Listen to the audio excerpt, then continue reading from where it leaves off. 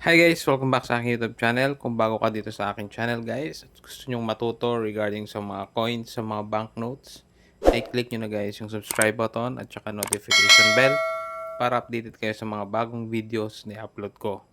So yun guys, pag-uusapan naman natin is a banknote. So itong banknote na ito guys is 500 pesos, which is isang specimen. So ano nga ba yung specimen guys? So itong mga specimen guys na banknotes is ito yung parang pinaka-presentation ng, ilalabas po na, perang papel or parang sample na perang papel kung ano po yung magiging itsura niya 'no, 'pag inilabas po ng, Bangko Sentral.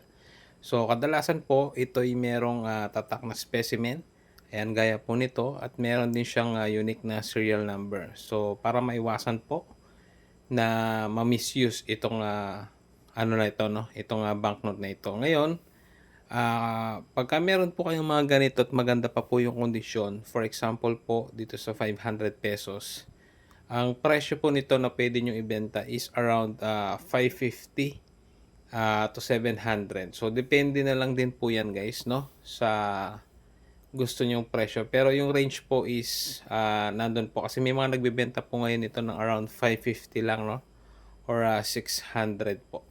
So, make sure po na maganda yung kondisyon or uncirculated po yung kondisyon. Ngayon, yung mga hawak naman po ninyo na hindi po specimen, normally po medyo wala po halos bumibili niyan.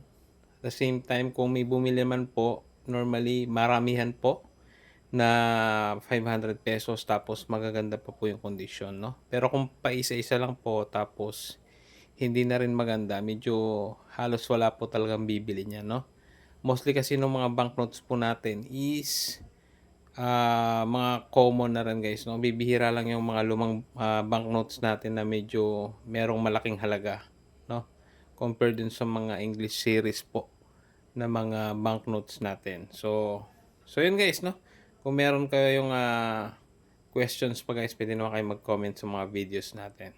So yun lang guys, subscribe na kayo para updated po kayo sa mga susunod na videos natin. So maraming salamat po sa panonood and God bless po.